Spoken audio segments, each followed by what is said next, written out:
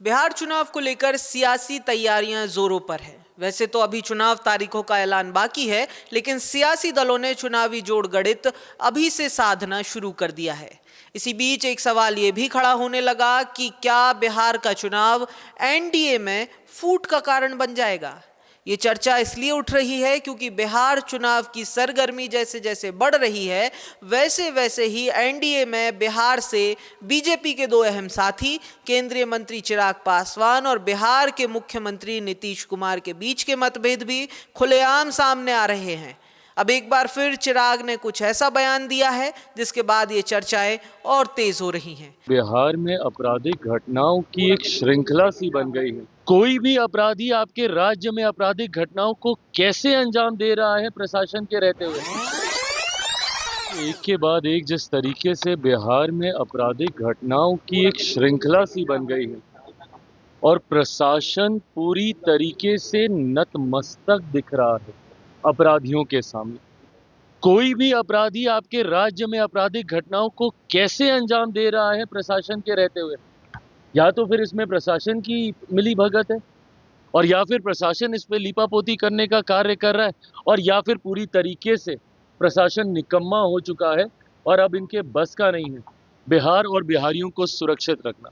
चिराग ने अपने इस बयान में जब बिहार में बढ़ते अपराध को लेकर सरकार पर निशाना साधा और बिहार के पुलिस प्रशासन को निकम्मा बता दिया, तो विपक्ष को भी बैठे बिठाए चुनाव से पहले सरकार के खिलाफ एक और मुद्दा मिल गया और कांग्रेस ने अपने आधिकारिक सोशल मीडिया हैंडल्स पर भी इस बयान को पोस्ट किया। इसके अलावा चिराग के बयान एनडीए में टूट का संभावित कारण इसलिए भी माने जाने लगे क्योंकि ये पहली बार नहीं है जब किसी सार्वजनिक मंच पर चिराग और नीतीश के मनमुटाव जग जाहिर हुए हों। इसके पहले भी चिराग कई बार ये ऐलान कर चुके हैं कि वो बिहार का चुनाव पूरी ताकत से लड़ेंगे। अब अगर चिराग और नीतीश के बीच की फूट एनडीए में फूट का कारण बनती है तो ये भी जानना दिलचस्प है कि इसका असर केंद्र में एनडीए की सरकार पर क्या होगा। केंद्र की एनडीए सरकार की लोकसभा में कुल सीटें 293 है। इनमें 240 तो अकेले बीजेपी की ही हैं, जबकि नीतीश की जेडीयू की 12 और चंद्रशेखर की टीडीपी की 16 सीटें हैं।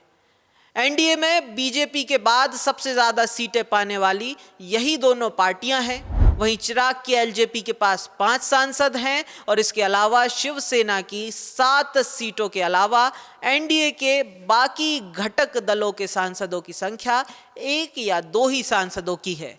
वहीं राज्यसभा में भी एलजेपी के पास 1 भी सांसद नहीं है, जबकि जेडीयू के पास 4 सांसद राज्यसभा में भी है।